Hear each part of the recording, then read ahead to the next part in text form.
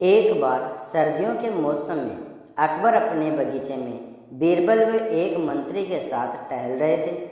टहलते हुए अकबर ने अपने मंत्री से कहा, इस साल कुछ ज़्यादा ही ठंड पड़ रही है। महल से बाहर निकलने में भी ठंड से हालत खराब हो रही है। मंत्री ने बादशाह की बात का जवाब देते हुए कहा, जी हुजूर, बिल्कुल सही फरमाया आपने। इस साल तो इतनी ठंड पड़ रही है कि जनता ने घर से बाहर निकलना बहुत कम कर दिया है।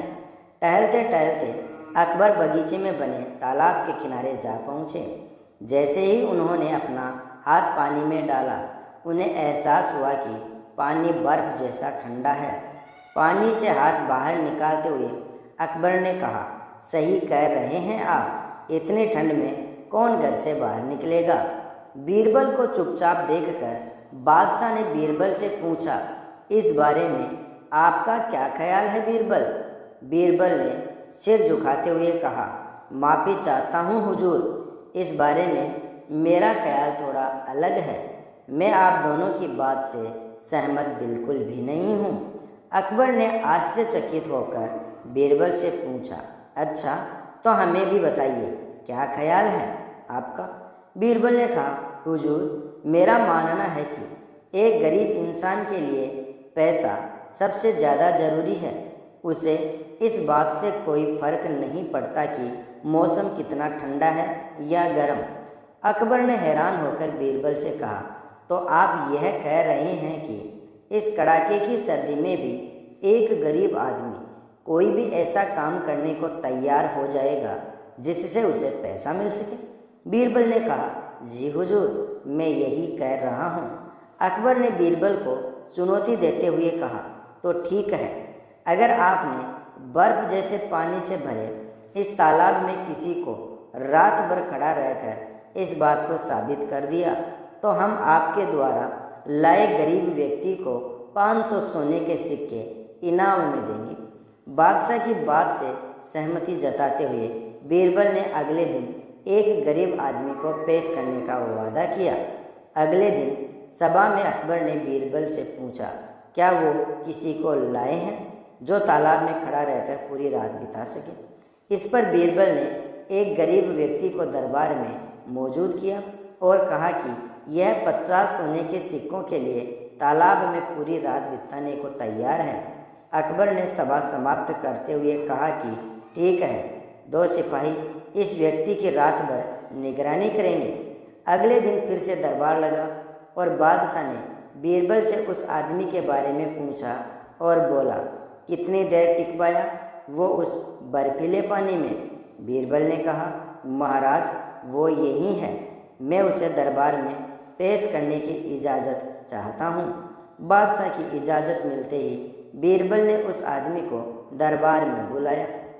अकबर ने उस आदमी को शाबाशी देते हुए कहा, हमें इस बात पर यकीन नहीं हो रहा है कि तुम पूरी रात उस बर्फ जैसे पानी में रहे और आज हमारे सामने सही सलामत खड़े हो।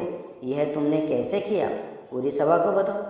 आदमी ने कहा, महाराज, शुरुआत में तो यह बहुत मुश्किल था, लेकिन कुछ समय बाद मुझे महल की एक खिड़की पर एक दिया जलता नजर आया। उस दिए को देखते हुए मैंने सारी रात बिता दी। अकबर ने चौंक कर कहा, यह तो धोखा है। तुमने हमारे महल के जलते दिए की गर्मी से सारी रात बिता ली। तुम्हारे इस धोखे के लिए हम तुम्हें सज़ा नहीं दे रहे हैं, लेकिन तुम अब इस इनाम के हकदार भी नहीं हो। यह कहते हुए अकबर ने अपने सिपाहियों से उस आदमी को महल से बाहर ले जाने को कह दिया और सभा समाप्त करके अपने कमरे में चले गए। अगले दिन रोज़ की तरह सभा लगी। जब बादशाह अकबर सभा में आए तो उन्होंने देखा कि सभी दरबारी अपनी अपनी जगह पर मौजूद थे, सिवाय बीरबल के। बादशाह ने एक सिपाही से पूछा कि बीरबल कहाँ है, तो उसने बताया कि वो आज महल नहीं आए हैं। बादशाह ने सिपाही से कहा कि वो तुरंत बीरबल के घर जाए और उन्हें लेकर आए। कुछ समय बाद सिपाही अकेले ही दरबार में लौट आया। बादशाह के पूछने पर सिपाही ने बताया, बीरबल अपने घर में खिचड़ी पका रहे हैं और उन्होंने कहा है कि खिचड़ी पूरी तरह पक जाने के बाद ही वो दरबार आएंगे। सिपाही की यह बात सुनकर बादशाह सोच में पड़ गए, क्योंकि आज से पहले कभी भी बीरबल ने महल आने में देर नहीं की थी। अकबर को कुछ संदेह हुआ और उन्होंने बीरबल के घर जाने का निर्णय लिया। जब अकबर बीरबल के घर पहुँचे तो उन्होंने देखा कि बीरबल ने एक ऊंची खूंटी पर एक हांडी टाँक रखी है और उसके नीचे जमीन पर लकड़ियाँ जला रखी हैं। बादशाह आश्चर्यचकित हो गए और बीरबल से पूछा कि वह क्या कर रहे हैं। इस पर बीरबल ने जवाब दिया कि वह अपने भोजन के लिए खिचड़ी पका रहा है। अकबर ने कहा, क्या तुम पागल हो गए हो? यह खिचड़ी कैसे पक सकती है? तुमने हांडी को इतनी ऊपर टांग रखा है और आग नीचे जल रही है। ऐसे में खिचड़ी पकने के लिए हांडी तक गर्मी कैसे पहुंचेगी? इस बात पर बीरबल ने बहुत आराम के साथ बादशाह से कहा, क्यों नहीं पहुंचेगी हुजूर? जब महल की खिड़की पर रखे एक दिए से उस आदमी को गर्मी मिल सकती है तो मेरी खिचड़ी की हांडी तो फिर भी आग के बहुत नज़दीक है। बीरबल की बात सुनकर बादशाह हैरान हो गए और मुस्कुराते हुए कहा, हम तुम्हारी बात अच्छी तरह समझ गए बीरबल। इसके बाद उन्होंने उस आदमी को महल में बुलवाया और उसे 50 सोने के सिक्कों का इनाम दिया। बीरबल की चतुराई के लिए उन्होंने बीरबल को भी इनाम दिया। दोस्तों, इस कहानी से यह सीख मिलती है कि दूसरों की सफलता के पीछे किए गए परिश्रम को जाने बगैर उनके बारे में राय नहीं बनानी चाहिए।